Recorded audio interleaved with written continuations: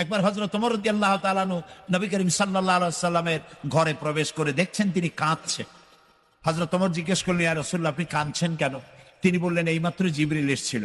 জিবরিল এসে আমারে বলে গেল যে আপনার উম্মতের মধ্যে যেই সব লোক ইসলামের মধ্যে থেকে দাড়ি চুল পাকিয়েছে, কিয়ামতের দিন আল্লাহ তাআলা ওই সব বুড়া বুড়িদেরকে শাস্তি দিতে লজ্জাবোধ করবেন। হযরত ওমর বলেন, ইয়া রাসূলুল্লাহ, এ তো আপনার উম্মতের জন্য শুভ সংবাদ, আপনি কাঁদেন কেন? আল্লাহর নবী বলেন, হে ওমর, আমার কান্নার কারণ ভিন্ন। আমার কান্নার কারণ হচ্ছে আমার লজ্জা করে, আমার লজ্জার অনুভূতিতে আঘাত লাগে এই ব্যাপারে যখন আমি চিন্তা করি যে আল্লাহ রাব্বুল আলামিন যেই বুড়াদেরকে কিয়ামতের দিন শাস্তি দিতে লজ্জা বোধ করবেন, সেই বৃদ্ধ মানুষগুলো আল্লাহর সাথে নাফরমানি করতে লজ্জা বোধ করে না। এই জন্য এই দুঃখে, এই লজ্জা আমি কান্না। বয়সের একটা সীমা থাকা উচিত যে আপনি কোন পর্যন্ত পাপ করবেন। বুড়া হয়ে গেছে, তারপরে মদ খায়, তারপরে জেনা, ব্যভিচার, শয়তানি, বদমাশি, দাঁড়িয়ে এগুলি কি? দাড়ি চুল পাকা এগুলি কি? এগুলি আগে পাকতো না কারো। পৃথিবীতে সর্বপ্রথম দাড়ি আর চুল পেকেছে হযরত ইব্রাহিম আলাইহিস সালামের। এর আগে কারো দাড়ি চুল পাকে নাই। ইব্রাহিম আলাইহিস সালাম প্রশ্ন করলেন আল্লাহর কাছে যে আল্লাহ তাআলা, এটা কি হলো আমার? আল্লাহ তাআলা বললেন, এটা হচ্ছে ওয়াকার, এটা মর্যাদা, তোমার সম্মানকে বাড়িয়ে দেওয়া হলো। তো দাড়ি চুল পাকলে সম্মান বাড়ে। এই দাড়ি চুল পাকলো, এগুলি সিগন্যাল, সংকেত। দাড়ি পাকছে, সংকেত দেওয়া হলো তুমি কিন্তু বয়সের প্রান্তে এসেছো। চোখে কম দেখো, আর একটা সিগন্যাল মৌতের, আর একটা সিগন্যাল খাইয়া হজম করতে পারো না, আর একটা সিগন্যাল তুমি ঘুমাইতে পারো না, রাতের বেলা ঘুম আসে না, আর একটা সিগন্যাল দাঁড়াতে পারো না, কোমর ব্যথা করে, আর একটা সিগন্যাল। একটার পর একটা সিগন্যাল আসতেছে, 1 নম্বর, 2 নম্বর, ডেঞ্জার সিগন্যাল নাম্বার 10। তারপরে হুশ হয় না মানুষের। নাউযুবিল্লাহি মিন যালিক। আল্লাহ তাআলা আমাদের হুশে আসার তৌফিক দান করুন, আমরা বলি আমিন। প্রিয় ভাই সব, খুব লম্বা করা যাবে না। 2 নম্বরে বলছিলাম আল্লাহর গুণাবলীর উপরে বিশ্বাস। 3 নম্বরে আল্লাহর কুদরত, আল্লাহর ক্ষমতায় বিশ্বাস। আল্লাহরে বিশ্বাস করি, এই কথার দাম নাই। দাম হবে 4টা শর্ত পূরণ করলে। কয়টা শর্ত? 3 নম্বরে আল্লাহর ক্ষমতা। 3 নম্বরে কি? আল্লাহর ক্ষমতা কি? আল্লাহর ক্ষমতা হচ্ছে রাতকে দিন বানান, দিনকে রাত বানান, জীবিতকে মৃত্যু করেন, মৃত্যুর ভিতর থেকে জীবন দান করেন, সাগরকে নগর বানান, নগরকে সাগর বানান। তিনি মরুভূমিতে ঝর্ণা, মরুভূমির ভিতরে পানির প্রস্রবণ চালু করে দিতে পারেন, মরা গাছে ফুল ফুটাই দিতে পারেন। শুধু 2টা অক্ষর কোন বলেন, হও, আর সঙ্গে সঙ্গে হয়ে যায়। আল্লাহ তাআলা বলেছেন ফাআলুন লিমা ইউরিদ, যা খুশি তিনি তাই করতে পারেন। সুবহানাল্লাহ বলেন। কোন জায়গায় কি দোয়া পড়া লাগবে তাও একটু জানিয়ে শুনিয়া তারপরে সেগুলি বলা দাও। প্রিয় ভাই সব, মহিলারা ইমামতি করতে পারে না, জায়েজ নাই, বিধান না। কোরআন হচ্ছে কমপ্লিট। নতুন করে কোনো কথা বান্দার জন্য বলার কোনো দরকার নাই, সব আল্লাহ বলে দিয়েছেন। সুবহানাল্লাহ। আল্লাহ তাআলা এই কোরআনের মধ্যে বলেছেন, আল ইয়াউমা আকমালতু লাকুম দীনাকুম ওয়া আতমামতু আলাইকুম নি'মাতি ওয়া রাদিতু লাকুমুল ইসলাম দীনা। আমি আজ এই ইসলামকে একটি পূর্ণাঙ্গ জীবন ব্যবস্থা হিসেবে কমপ্লিট করে দিলাম এবং এটার উপর আমি সন্তুষ্ট হলাম। কে বলেছেন? আল্লাহ তাআলা বলেছেন এটা কমপ্লিট, নতুন করে কিছু করার দরকার নেই। আমাকে একজন জিজ্ঞেস করলো যে মেয়ে লোকের পিছনে নামাজ যে পড়া, মেয়ে লোক যে ইমামতি করতে পারবে না, এটা কোরআন শরীফের কোন আয়াতে আছে এবং হাদিসের কোন হাদিসে আছে যে মেয়ে লোক ইমামতি করতে পারবে না? তা আমি বললাম যে আগে আমার এই কথার জবাব দেন, আপনারটা জবাব পরে দিই। আমার কথার জবাব আগে দেন। মাগরিবের নামাজ কয় রাকাত পড়ি? ফরজ 3 রাকাত। 4 রাকাত পড়া যাবে না, এটা কোরআন শরীফের কোন আয়াতে আছে, কোন হাদিসে আছে? ফজরের নামাজ ফরজ কয় রাকাত? 3 রাকাত পড়া যাবে না, অথবা 4 রাকাতও পড়া যাবে না, এটা কোন হাদিসে আছে, কোন আয়াতে আছে? কয় যে কোনো জায়গায় নেই। তাই বললাম ওঠাও কোনো জায়গায় নেই।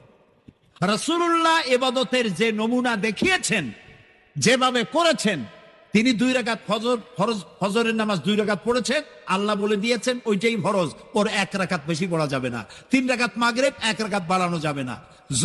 জোহর সব দিন জোহর পড়ি 4 রাকাত ফরজ, আর জোহরের ওই নামাজটি জুমার দিনে কয় রাকাত পড়ি?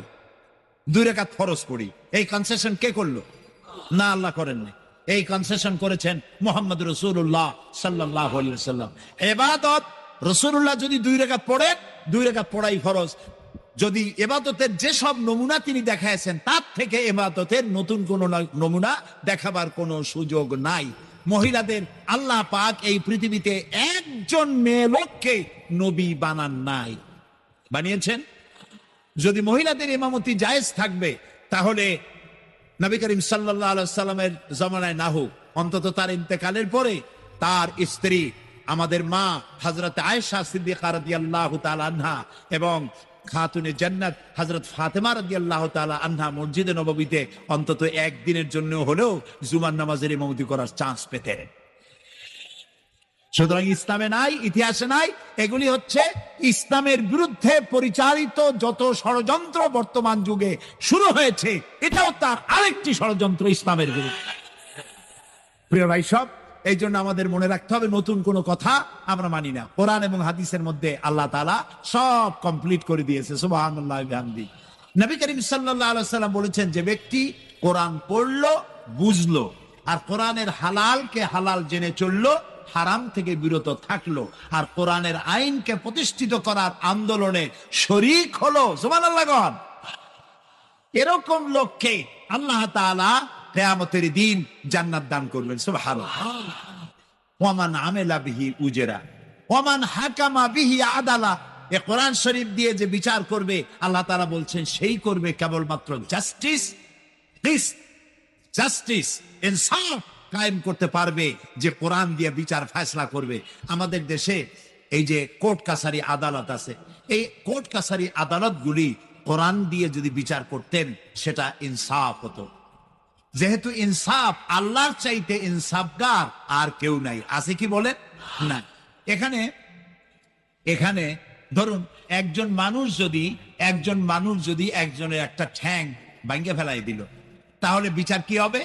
ব্রিটিশ ল যেটা আছে, বাংলাদেশ পেনাল কোড যেটা আছে, এই পেনাল কোডে বলা হবে যে সলিমউদ্দিন ঠ্যাং ভাঙছে বসিরউদ্দিন, যে ভাঙছে তার জন্য শাস্তি এই হবে 6 মাসের জেল, 2000 টাকা জরিমানা করে দিক। এখন আপনি বলেন বিচার মাপে কি দিয়া? ইনসাফের প্রতীক কি? ইনসাফের প্রতীক দাড়িপাল্লা। এই দাড়িপাল্লায় এখন আপনি ওজন দেন ইনসাফ। ঠ্যাং ভাঙছে কার? সলিমউদ্দিন, তার ভাঙ্গা ঠ্যাং এক পাশে ধর, এক পাল্লা। আর বসিরউদ্দিন ভাঙছে ঠ্যাং, সেই কারণে তার 2000 টাকা জরিমানা আর 6 মাসের জেল আর এক পাল্লায় রাখেন। এবার দাড়ি ধরে টান দেন, সমান হবে? যদি 50,000 টাকা জরিমানা হয় আর 6 বছরের জেল হয়, তাও কি সমান হবে? হবে না। সমান হবে কি হলে? সমান হবে ওই সলিমউদ্দিন ভাঙ্গা ঠ্যাং এক পাল্লায় দাও, আর যে ভাঙছে তার নাম কি? বসিরউদ্দিন। বসিরউদ্দিন কেউ যদি থাকেন রাগ করবেন না, আমি একটা দৃষ্টান্ত দিচ্ছি। এখন ওই বসিরউদ্দিন ভাঙ্গা, তারও একটা ঠ্যাং ভাঙ্গিয়া যদি এই পাল্লায় রাখেন, এখন যদি টান দেন তাহলে সমান হবে কিনা বলে? এটা হচ্ছে কোরআন। এই কোরআন বলছে পায়ের বদলে পা, হাতের বদলে হাত, নাকের বদলে নাক, চোখের বদলে চোখ, জানের বদলে জান। সুবহানাল্লাহ। এটা ইনসাফ। এই ইনসাফ হচ্ছে কোরআনের দেওয়া ইনসাফ। সুতরাং আল্লাহ তাআলা নবী বলছেন, ওয়ামান হাকামা বিহি আদালা, যে ব্যক্তি এই কোরআন দিয়ে বিচার ফয়সালা করবে, যে ব্যক্তি, যে পরিবার, যে সমাজ, তারা ইনসাফ কায়েম করতে পারবে। যেহেতু আল্লাহর চাইতে ইনসাফগার পৃথিবীতে আর কেউ নাই, আকাশেও নাই, জমিনেও নাই। রাসূলুল্লাহ বলছেন, ওয়ামান দা ইলাইহি হুদিয়া ইলা সিরাতিল মুস্তাকিম, যে ব্যক্তি কোরআনের দিকে মানুষকে দাওয়াত দেয়, সেই একটি সহজ সরল রাস্তার দিকে দাওয়াত দেয়, যে রাস্তার শুরু পৃথিবী থেকে আর রাস্তার শেষ জান্নাতুল ফেরদাউসে গিয়া। সুবহানাল্লাহ। হে বিশ্বাসীরা, তোমরা যারা ঈমান এনেছো, শোনো, হাল আদুল্লুকুম আলা তিজারাতিন, আমি কি তোমাদেরকে এমন একটি ব্যবসার কথা বলবো না, যে ব্যবসায় তোমাদেরকে জাহান্নামের কঠিন শাস্তি থেকে তোমাদেরকে রক্ষা করবে? এমন একটি ব্যবসার কথা বলবো না? তার মানে অবশ্যই এরকম একটা ব্যবসার কথা আমি তোমাদের বলবো, যে ব্যবসা তোমাদেরকে জাহান্নামের কঠিন শাস্তি থেকে বাঁচায় দেবে। সুবহানাল্লাহ বলি। তিনি একক, তিনি ছিলেন, তিনি আছেন এবং তিনি থাকবেন। লাইসা কামিসলিহি শাইউন, তার মতো কেউ নাই। তবে প্রশ্ন ওঠে, আল্লাহ আছেন কোথায়? এরকম একটা প্রশ্ন করা যেতে পারে, আল্লাহ কোথায় আছে? বলতে পারবেন কোথায় আছে? এটি নিয়ে বিভ্রান্তি আছে মানুষের মধ্যে। কেউ বলেন আল্লাহ সদা সর্বত্র বিরাজিত, সব জায়গায় তিনি আছেন। এই কথাটি সত্য নয়। আল্লাহর যদি সব জায়গায় থাকা লাগে, তাহলে পৃথিবীর মধ্যে ভালো জায়গাও আছে, খারাপ জায়গাও আছে। আছে না খারাপ জায়গা? আমি সেসব জায়গার নাম নিলাম না, আপনারা বুঝে নেন। তাহলে আল্লাহ সব জায়গায় থাকলে এই কথা যদি সত্য হয়, তাহলে এটি অত্যন্ত বেয়াদবিমূলক কথা, এ কথা ঠিক না। আল্লাহ আছেন কোথায়? আল্লাহ নিজেই বলছেন তিনি কোথায় আছেন। কোরআনে কারীমে রব্বুল আলামিন তিনি কোথায় আছেন একথা তিনি নিজেই বলে দিয়েছেন। আর রহমানু আলাল আরশি ইস্তাওয়া, আল্লাহ তাআলা আরশের উপরে আছেন, সুবহানাল্লাহি ওয়া বিহামদিহি। এবং প্রত্যেক রাত্রে তিনি শেষ রাত্রে প্রথম আকাশে আসেন, নবী করিম সাল্লাল্লাহু আলাইহি সাল্লাম বলেছেন। প্রিয় ভাই সব, তো আল্লাহ তাআলা সদা সর্বত্র বিরাজমান যে কথাটা বলা হয়, এটা আক্ষরিক অর্থে ওরকম না, এটা ব্যাখ্যা সাপেক্ষে কথা। আল্লাহ সদা সর্বত্র সব জায়গা সম্পর্কে ওয়াকিফান, তিনি সব জানেন, সব দেখেন। তিনি সামিউন, তিনি বাসিরুন, তিনি দেখতে পান, তিনি শুনতে পান। আপনার আমার দেখার মধ্যে কোনো বাধা, প্রাচীর, অবস্ট্রাকশন কিছু একটা থাকতেই পারে। আল্লাহর দেখার মধ্যে কোনো বাধা নাই। অন্ধকার রাতেও দেখেন, কুয়াশাচ্ছন্ন হলেও দেখেন, মেঘের মধ্যেও দেখেন, তার দেখায় কোনো বাধা নাই, তার শোনায় কোনো বাধা নাই। এমন কি মহাসাগরের অতল তলদেশে ছোট্ট পাথরের গায়ে লাগানো একটি ছোট্ট পোকা, যাকে মাইক্রোস্কোপ যন্ত্র থাক ছাড়া দেখা যায় না, এমন ছোট্ট সূক্ষ্ম একটি পোকাও যদি, ক্ষুদ্রাতি ক্ষুদ্র একটি পোকাও যদি পেটের জ্বালায় অথবা ক্ষুধার জ্বালায় চিৎকার মারে, কেউ শুনতে পায় না। আরশের মালিক আল্লাহ রব্বুল আলামিন তা শুনতে পান। আল্লাহর নবী বলেছেন, ওয়াইদা সাআলতা ফাসআলিল্লাহ, কিছু বলতে চাইলে আল্লাহরে বলো। ওয়াইজা সাআলতা ফাসআলিল ফাস ওয়াইজা ইসতাআনতা ফাসতাইন বিল্লাহ, সাহায্য যদি চাও আল্লাহর কাছে সাহায্য চাও। আমরা সূরা ফাতিহার ভিতরে প্রত্যেক নামাজের প্রতি রাকাতেই বলি, ইয়্যাকা না'বুদু ওয়া ইয়্যাকা নাস্তাঈন, আল্লাহ তাআলা একমাত্র তোমার ইবাদত করি আর একমাত্র তোমারই কাছে সাহায্য কামনা করি। হযরত ইব্রাহিম আলাইহিস সালাম আমাদের জাতির পিতা। একটু আগে আমরা বলছি না সবাই, ইব্রাহিম আলাইহিস সালামকে আগুনে, এটারে এদিক ফিরিয়ে দিল কে? ইব্রাহিম আলাইহিস সালামকে আগুনে যখন ফেলে দেওয়া হচ্ছিল, তখন হযরত জিবরাইল এসে বলছিলেন, আমার কাছে সাহায্য চাও ইব্রাহিম, আমি তোমারে আগুন দিয়ে বাঁচায় দেব। এই যে ইব্রাহিম আলাইহিস সালামের কাছে তাকে সাহায্য দেওয়ার জন্য বলা হলো, এটা কি ঘোরাঘুরি করো? এই মাইকের হর্ন ঘুরান কেন? যেমন ছিল ওই দিকে দিয়ে দেন, আমারে শোনায় তো লাভ নাই। প্রিয় ভাই সব, ইব্রাহিম আলাইহিস সালামকে জিবরাইল বললেন, আমার কাছে সাহায্য চাও। ইব্রাহিম আলাইহিস সালাম সাহায্য চাইছিলেন? বলেন, চাইছিলেন? হযরত ইব্রাহিম বলেছেন, জিবরাইল আমি কেন সাহায্য চাইব তোমার কাছে? আমি তো এমন কোন অন্ধ আল্লাহর ইবাদত করি না, যিনি তার নিজের চোখে তার গোলামের দুঃখ দুর্দশা দেখতে পান না। আল্লাহ কি দেখছেন না যে আমি বিপদে পড়ছি? আমি তোমার কাছে কেন সাহায্য চাইবো? আমি আগুনে পড়লে যদি আল্লাহ খুশি হন, তাহলে আমি তো এভাবে 1000 বার পড়তে রাজি আছি আমার আল্লাহকে খুশি করার জন্য। এটা হলো আল্লাহর প্রতি বিশ্বাস এবং আল্লাহর কাছে চাওয়া। চাইতে হবে কার কাছে? আমি বিপদে পড়ছি, বলবো কারে? আমি অশান্তিতে আছি, বলবো কারে? আমার অভাব আছে, বলবো কারে? সর্বাবস্থায় আল্লাহকে বলতে হবে। দেখুন আমাদের জাতির পিতা ইব্রাহিম আলাইহিস সালামের কথা এ কোরআন শরীফে আল্লাহ তাআলা বলে দিয়েছেন। তিনি কি বলেছেন? হযরত ইব্রাহিম বলেছেন, আল্লাযী হুয়া ইউতঈমুনি ওয়া ইয়াসকিন, আমি যখন ক্ষুধার্ত হই আল্লাহ আমারে খাওয়ান, আমি যখন তৃষ্ণার্ত হই আল্লাহ আমারে পান করান। ওয়া ইযা মারিতু ফাহুয়া ইয়াশফিন, আমি যখন অসুস্থ হই আল্লাহ আমারে রোগ মুক্ত করেন। সুবহানাল্লাহ। আইয়ুব আলাইহিস সালাম 18 বছর রোগ ভোগ করলেন, কষ্ট পাইলেন, তিনি সাহায্য কার কাছে চাইছিলেন? ইউনূস আলাইহিস সালামের মতো বিপদে এই পৃথিবীর কোন মানুষ এত বড় বিপদে পড়ে নাই। মাছে তারে গিলে ফেলল, পানির অতল তলদেশে মাছ চলে গেল, মাছের পেটে দরজা নাই, জানালা নাই, ভেন্টিলেটর নাই, মাথা গলাইয়া কোন রকম বাইর হবে এমন কোন পথ নাই, বাঁচার কোনো উপায় নাই। হযরত ইউনূস আলাইহিস সালাম যখন মাছের পেটের ভিতরে বিরাট বিপদে পড়ে গেলেন, হযরত ইউনূস আলাইহিস সালাম সাহায্য কার কাছে চেয়েছিলেন বলুন? তিনি বললেন, আল্লাহ তাআলা তার ঘটনা কোরআন শরীফের মধ্যে এভাবে বর্ণনা করেছেন, ওয়াজান্নুন ইয যাহাবা মুগাদিবান ফাযান্না আন লান নাকদিরা আলাইহি ফানাদা ফি যুলুমাতি আন লা ইলাহা ইল্লা আনতা সুবহানাকা ইন্নী কুনতু মিনাজ জালিমিন। আল্লাহ শোনাচ্ছেন, ও পৃথিবীর মানুষেরা শোনো, ইউনূসকে যখন মাছে গিলে ফেললো, সে তখন ত্রিবিধ ফানাদা ফি যুলুমাত জমায় কাসির, ত্রিবিধ অন্ধকারের ভেতর থেকে তিনি চিৎকার মারলেন। রাতের অন্ধকার, মাছের পেটের অন্ধকার, পানির অন্ধকার, এই ত্রিবিধ অন্ধকারের মধ্য থেকে ইউনূস আলাইহিস সালাম চিৎকার মারলেন, লা ইলাহা ইল্লা আনতা, আয় আল্লাহ তুমি ছাড়া কোনো ইলাহা নাই, সুবহানাকা আমি তোমার প্রশংসা করছি, আয় আল্লাহ তাআলা আমি আমার নফসের উপরে জুলম করেছি, আমার উপরে আমি জুলম করেছি। আল্লাহ তাআলা এই চিৎকার শুনেছেন? আল্লাহ বিপদ থেকে বাঁচাবেন, আর আমি মুসলমান বিপদে পড়েছি, মাজারে গিয়া চাইলাম, নাউযুবিল্লাহ। বিশ্বাস করুন ভাই, বিশ্বাস করুন, কবরের ভিতরে যিনি শুয়ে আছেন, যত বড় পীর হোক, যত বড় খাজা বাবা হোক, আপনাকে সাহায্য তিনি করতে পারবেন না।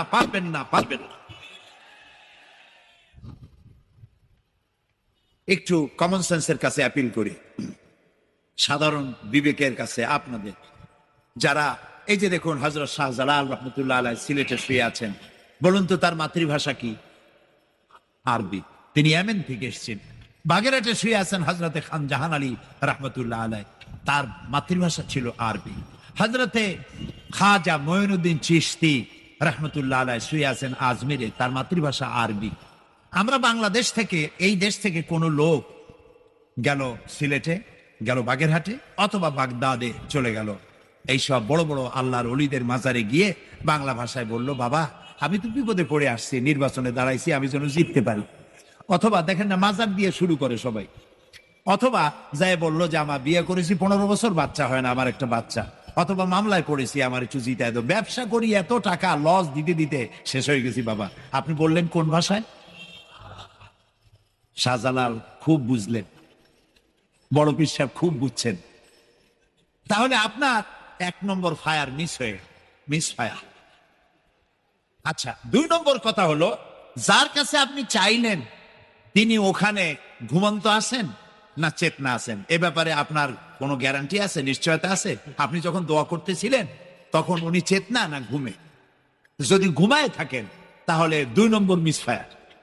আপনি যা চিল্লাইলেন উনি কিছুই শুনলো না।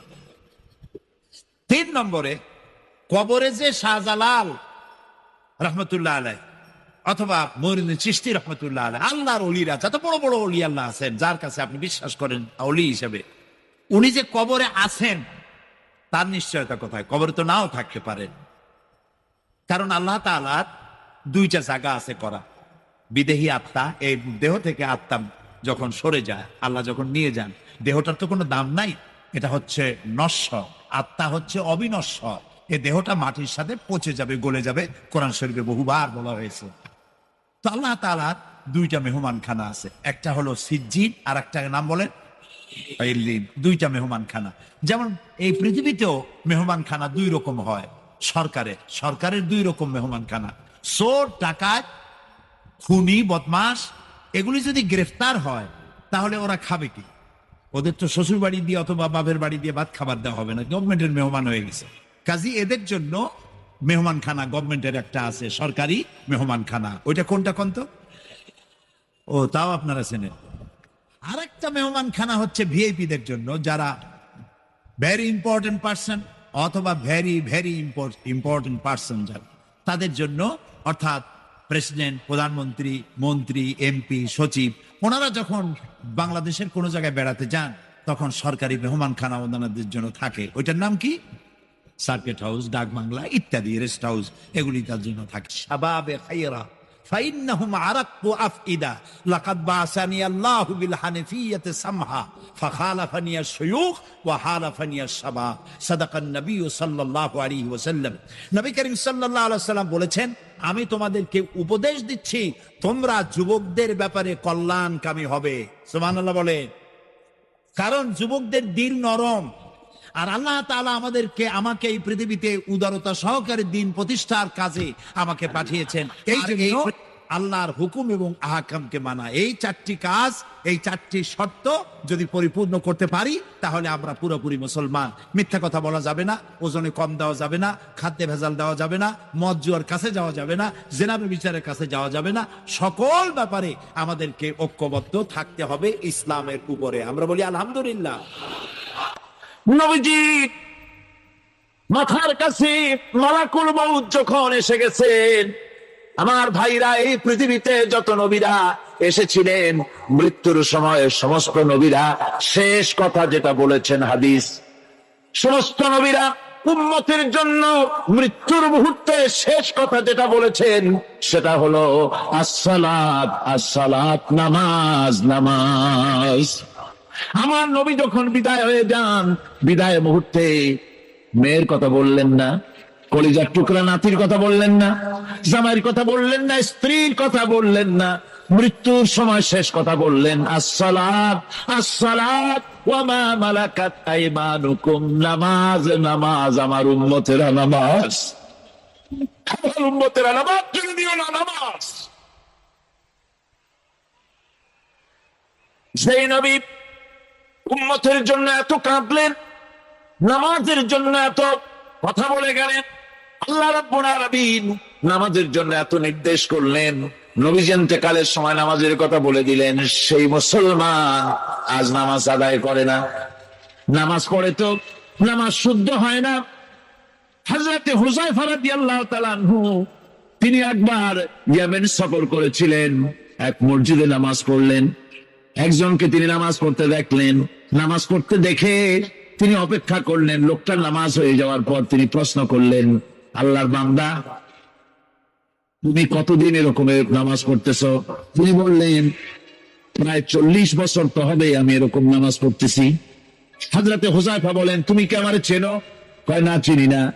হযরত হুযায়ফা বললেন, আল্লাহর বান্দা শোনো, আমি হচ্ছি আল্লাহর নবী মুহাম্মদ রাসূলুল্লাহ সাল্লাল্লাহু আলাইহি ওয়াসাল্লামের সাহাবী হুযায়ফা। আল্লাহর বান্দা, তুমি যেভাবে নামাজ পড়েছো, এইরকম যদি 40 বছর নামাজ পড়ে থাকো, আল্লাহর কসম করে বলি, নবীজি যে নামাজ শিখাইছেন তোমার সে নামাজ হয় নাই, রাসূলুল্লাহ নামাজ হয় নাই।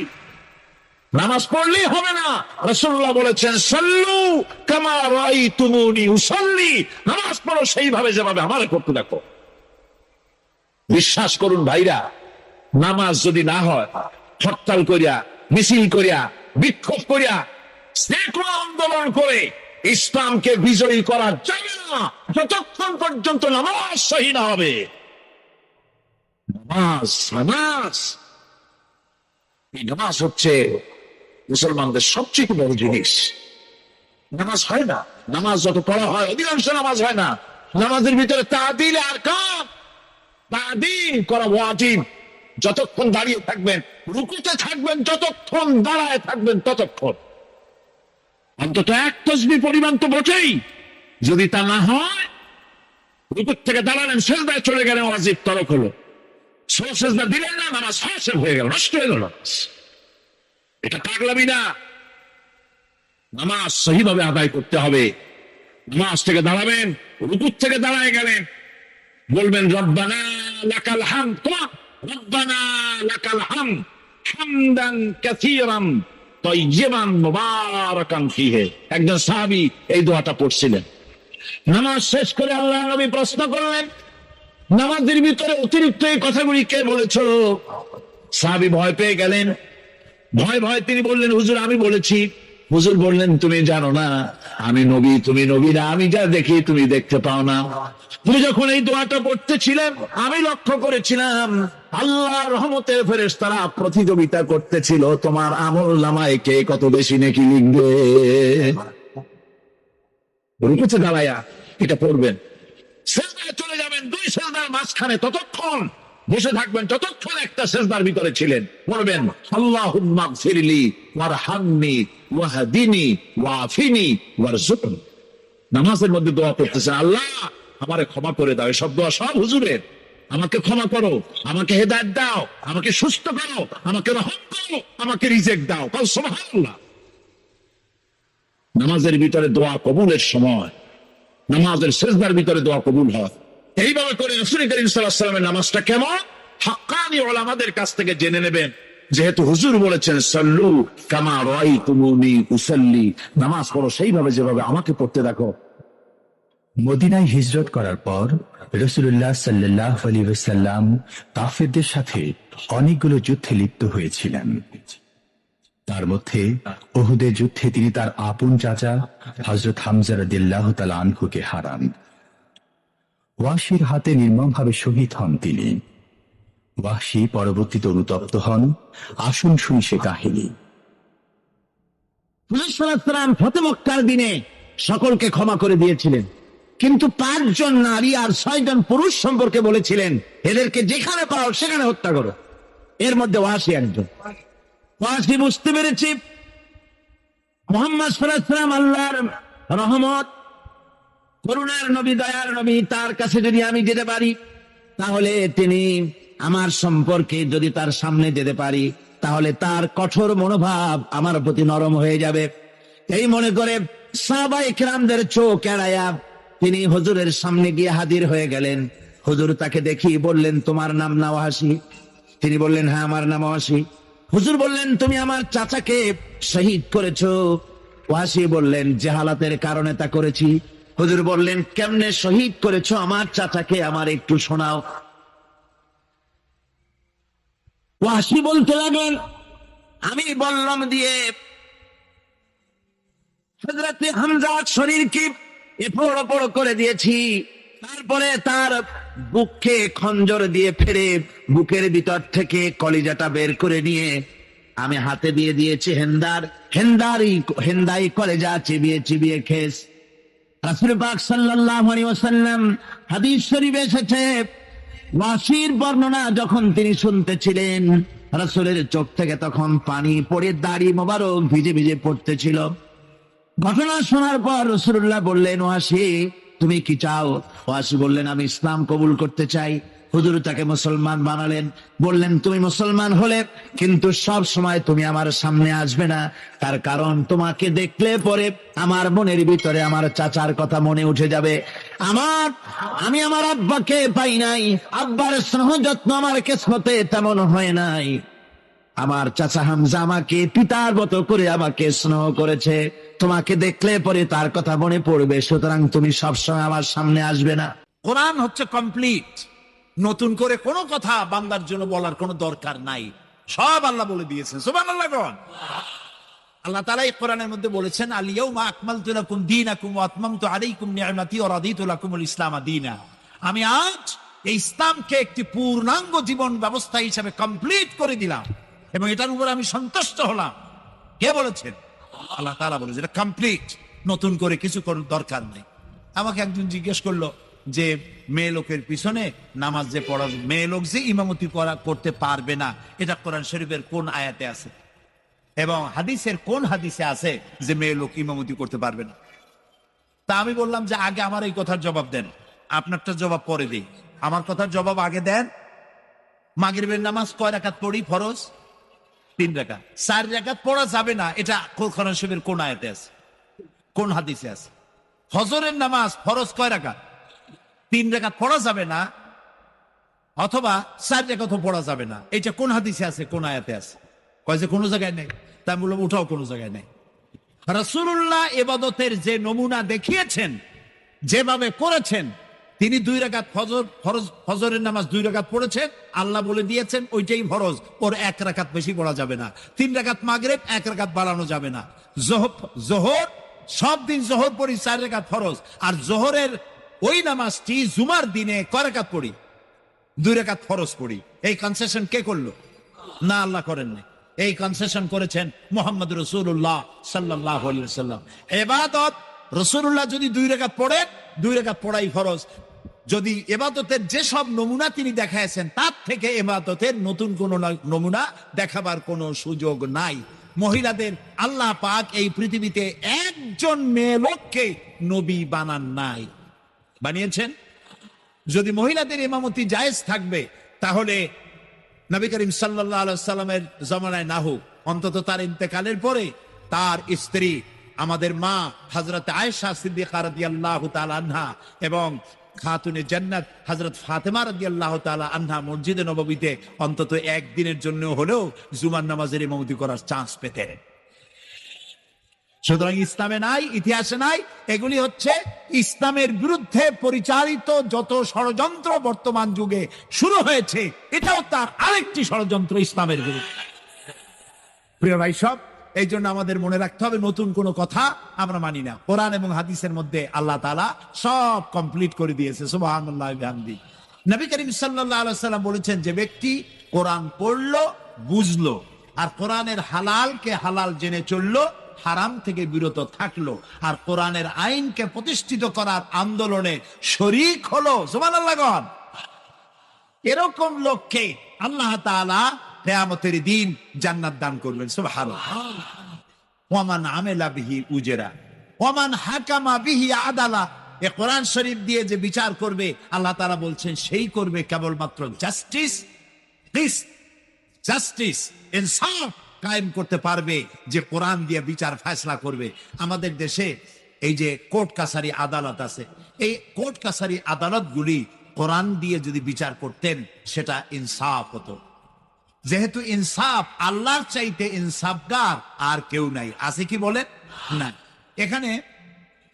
এখানে ধরুন একজন মানুষ যদি একজনের একটা ঠ্যাং ভাঙিয়ে ফেলাই দিল, তাহলে বিচার কি হবে?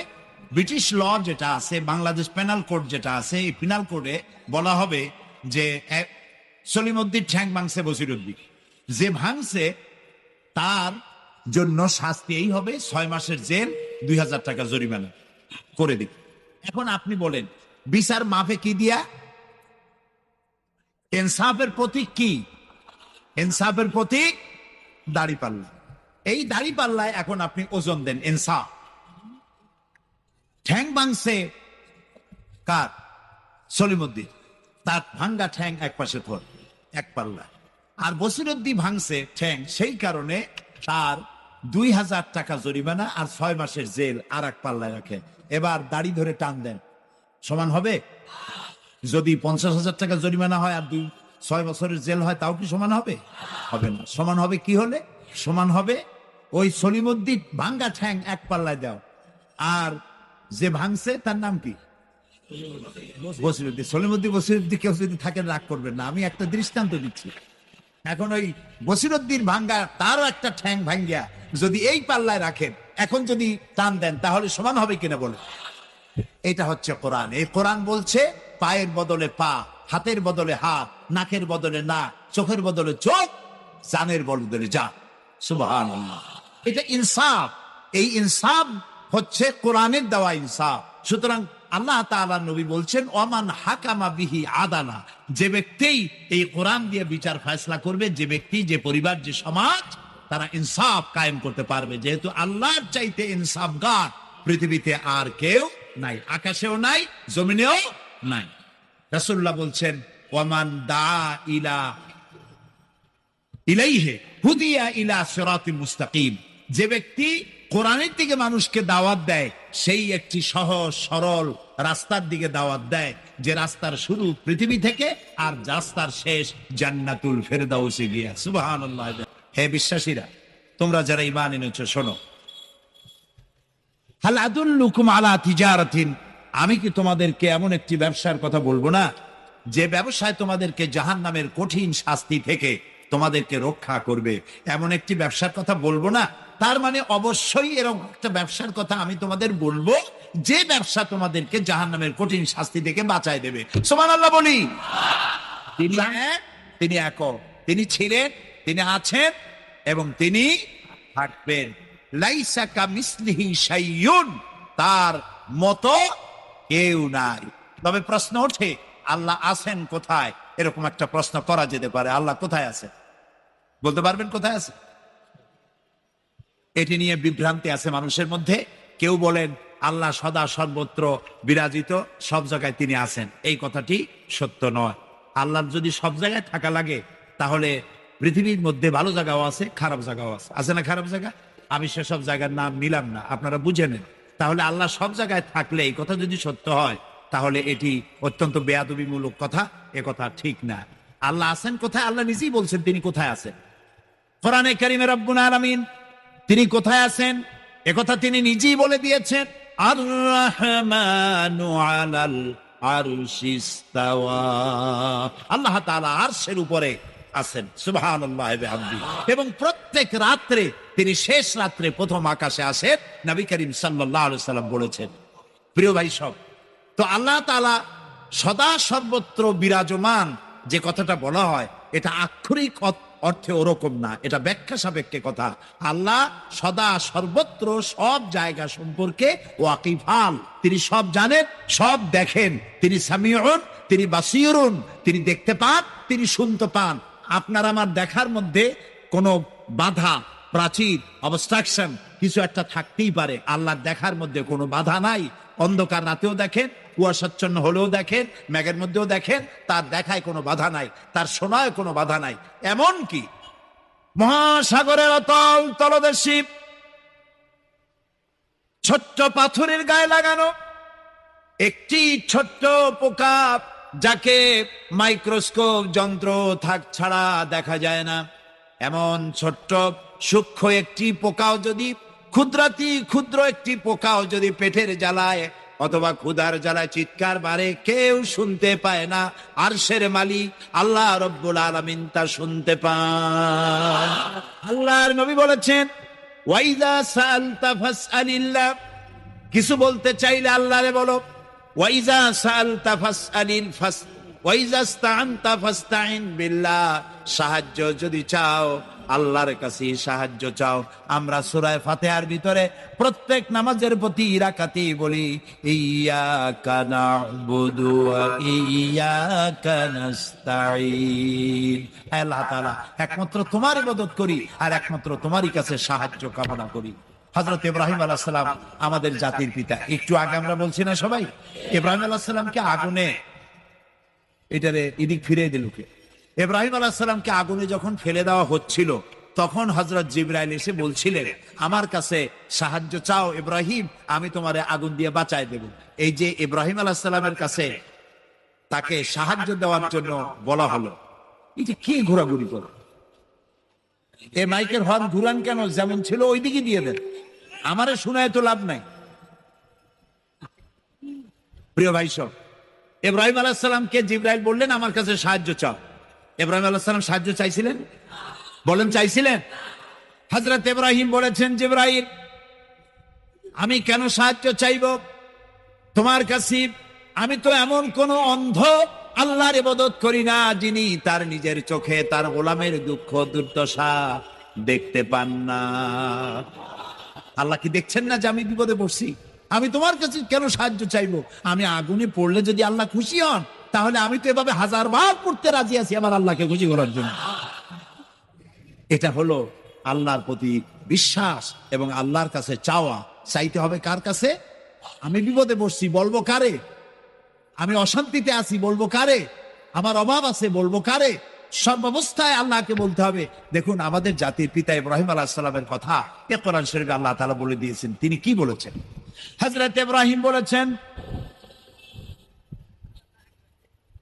আল্লাযী হুয়া ইউতঈমুনি ওয়া ইয়াসকিন, আমি যখন ক্ষুধার্ত হই আল্লাহ আমারে খাওয়ান, আমি যখন তৃষ্ণার্ত হই আল্লাহ আমারে পান করান। ওয়া ইযা মারিতু ফাহুয়া ইয়াশফিন, আমি যখন অসুস্থ হই আল্লাহ আমারে রোগ মুক্ত করেন। সুবহানাল্লাহ। আইয়ুব আলাইহিস সালাম 18 বছর রোগ ভোগ করলেন, কষ্ট পাইলেন, তিনি সাহায্য কার কাছে চাইছিলেন? ইউনূস আলাইহিস সালামের মতো বিপদে এই পৃথিবীর কোন মানুষ এত বড় বিপদে পড়ে নাই। মাছে তারে গিলে ফেলল, পানির অতল তলদেশে মাছ চলে গেল, মাছের পেটে দরজা নাই, জানালা নাই, ভেন্টিলেটর নাই, মাথা গলাইয়া কোন রকম বাইর হবে এমন কোনো পথ নাই, বাঁচার কোনো উপায় নাই। হযরত ইউনূস আলাইহিস সালাম যখন মাছের পেটের ভিতরে এই বিরাট বিপদে পড়ে গেলেন, হযরত ইউনূস আলাইহিস সালাম সাহায্য কার কাছে চেয়েছিলেন বলুন? তিনি বললেন, আল্লাহ তাআলা তার ঘটনা কোরআন শরীফের মধ্যে এভাবে বর্ণনা করেছেন, ওয়াজান্নুন ইয যাহাবা মুগাদিবান ফাযান্না আন লান নাকদিরা আলাইহি ফানাদা ফি যুলুমাতি আন লা ইলাহা ইল্লা আনতা সুবহানাকা ইন্নী কুনতু মিনাজ জালিমিন। আল্লাহ শোনাচ্ছেন, ও পৃথিবীর মানুষেরা শোনো, ইউনূসকে যখন মাছে গিলে ফেললো, সে তখন ত্রিবিধ ফানাদা ফি যুলুমাত জমায় কাসির, ত্রিবিধ অন্ধকারের ভেতর থেকে তিনি চিৎকার মারলেন। রাতের অন্ধকার, মাছের পেটের অন্ধকার, পানির অন্ধকার, এই ত্রিবিধ অন্ধকারের মধ্য থেকে ইউনূস আলাইহিস সালাম চিৎকার মারলেন, লা ইলাহা ইল্লা আনতা, আয় আল্লাহ তুমি ছাড়া কোনো ইলাহা নাই, সুবহানাকা, আমি তোমার প্রশংসা করছি। আয় আল্লাহ তাআলা, আমি আমার নফসের উপরে জুলম করেছি, আমার উপরে আমি জুলম করেছি। আল্লাহ তাআলা এই চিৎকার শুনেছেন? তা আল্লাহ বিপদ থেকে বাঁচাবেন, আর আমি মুসলমান বিপদে পড়েছি, মাজারে গিয়া চাইলাম, নাউযুবিল্লাহ। বিশ্বাস করুন ভাই, বিশ্বাস করুন, কবরের ভিতরে যিনি শুয়ে আছেন, যত বড় পীর হোক, যত বড় খাজা বাবা হোক, আপনাকে সাহায্য তিনি করতে পারবেন না।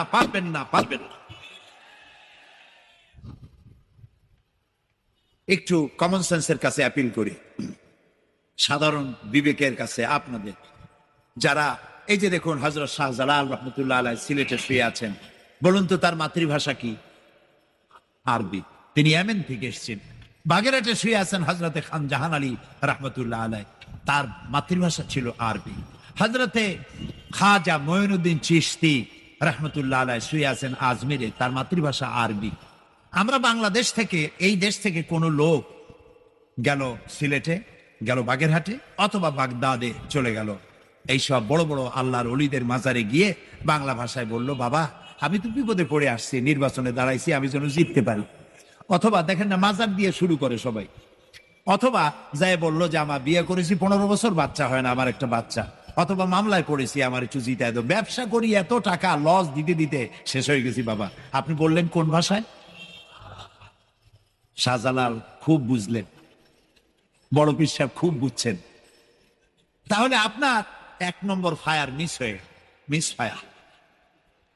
আচ্ছা, 2 নম্বর কথা হলো, যার কাছে আপনি চাইলেন তিনি ওখানে ঘুমন্ত আছেন না চেতনা আছেন, এ ব্যাপারে আপনার কোনো গ্যারান্টি আছে, নিশ্চয়তা আছে? আপনি যখন দোয়া করতেছিলেন তখন উনি চেতনা না ঘুমে? যদি ঘুমায় থাকেন তাহলে 2 নম্বর মিস ফায়ার। আপনি যা চিল্লাইলেন উনি কিছুই শুনলো না। 3 নম্বরে, কবরে যে শাহজালাল রহমতুল্লাহ আলাইহি অথবা মঈনুদ্দিন চিশতি রহমতুল্লাহ আলাইহি, আল্লাহর ওলিরা, যত বড় বড় ওলি আল্লাহ আছেন, যার কাছে আপনি বিশ্বাস করেন ওলি হিসেবে, উনি যে কবরে আছেন তার নিশ্চয়তা কোথায়? কবরে তো নাও থাকতে পারেন, কারণ আল্লাহ তাআলার 2টা জায়গা আছে করা। বিদেহী আত্মা, এই দেহ থেকে আত্মা যখন সরে যায়, আল্লাহ যখন নিয়ে যান, দেহটার তো কোনো দাম নাই, এটা হচ্ছে নশ্বর, আত্মা হচ্ছে অবিনশ্বর। এ দেহটা মাটির সাথে পচে যাবে, গলে যাবে, কোরআন শরীফে বহুবার বলা হয়েছে। তো আল্লাহ তাআলার 2টা মেহমানখানা আছে, একটা হলো সিজ্জিন, আর একটা নাম বলেন ইল্লিন। 2টা মেহমানখানা। যেমন এই পৃথিবীতেও মেহমানখানা 2 রকম হয়। সরকারের 2 রকম মেহমানখানা। চোর, ডাকাত, খুনি, বদমাস, এগুলি যদি গ্রেফতার হয় তাহলে ওরা খাবে কি? ওদের তো শ্বশুর বাড়ি দিয়ে অথবা বাপের বাড়ি দিয়ে ভাত খাবার দেওয়া হবে না, গভর্নমেন্টের মেহমান হয়ে গেছে। কাজী এদের জন্য মেহমানখানা গভর্নমেন্টের একটা আছে, সরকারি মেহমানখানা। ওইটা কোনটা কোন তো? ও, তাও আপনারা চেনেন। আরেকটা মেহমানখানা হচ্ছে ভিআইপিদের জন্য, যারা ভেরি ইম্পর্টেন্ট পার্সন অথবা ভেরি ভেরি ইম্পর্টেন্ট পার্সন, যারা তাদের জন্য, অর্থাৎ প্রেসিডেন্ট, প্রধানমন্ত্রী, মন্ত্রী, এমপি, সচিব, ওনারা যখন বাংলাদেশের কোনো জায়গায় বেড়াতে যান তখন সরকারি মেহমানখানা ওনাদের জন্য থাকে। ওইটার নাম কি?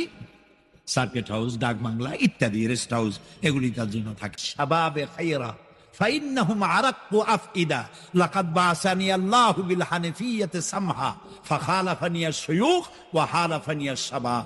সাদাকান নবী সাল্লাল্লাহু আলাইহি ওয়াসাল্লাম। নবী করিম সাল্লাল্লাহু আলাইহি ওয়াসাল্লাম বলেছেন, আমি তোমাদেরকে উপদেশ দিচ্ছি তোমরা যুবকদের ব্যাপারে কল্যাণকামী হবে। সুবহানাল্লাহ বলে।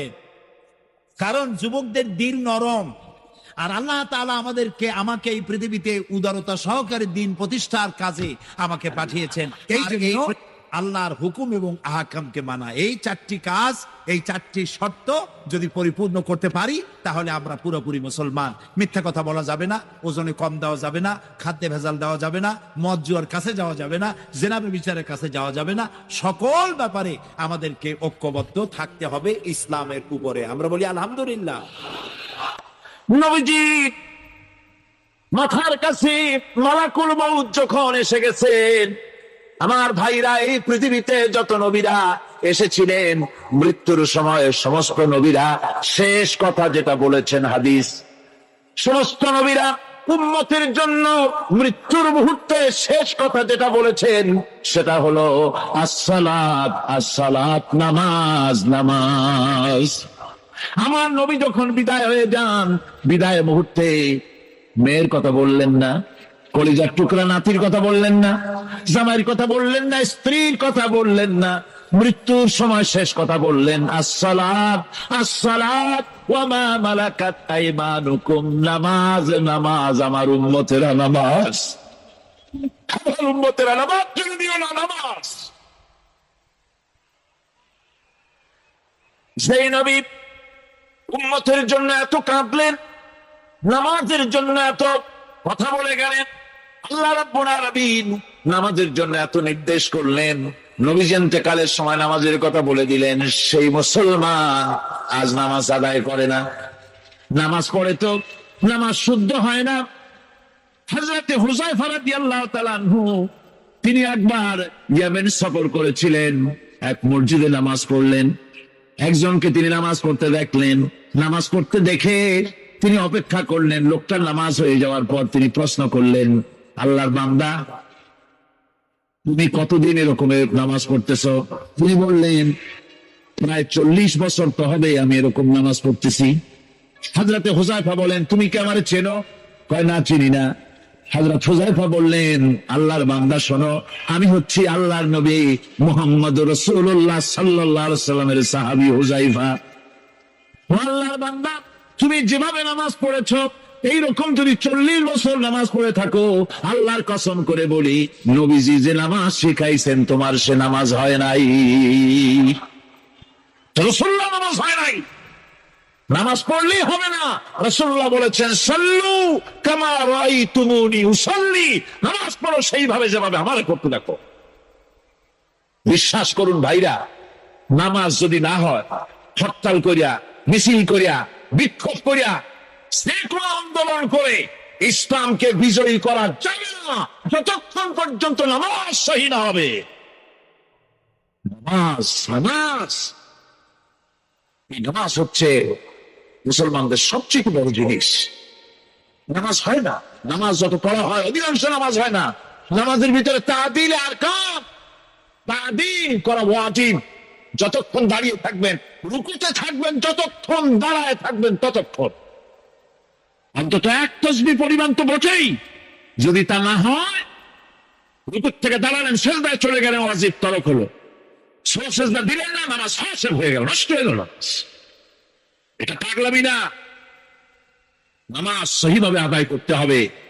নামাজ থেকে দাঁড়াবেন, রুকুর থেকে দাঁড়ায় গেলেন, বলবেন রব্বানা লাকাল হামদ, রব্বানা লাকাল হামদ হামদান কাসীরান তাইয়িবান মুবারাকান ফীহি। একজন সাহাবী এই দোয়াটা পড়ছিলেন। নামাজ শেষ করে আল্লাহর নবী প্রশ্ন করলেন, নামাজের ভিতরে অতিরিক্ত এই কথাগুলি কে বলেছ?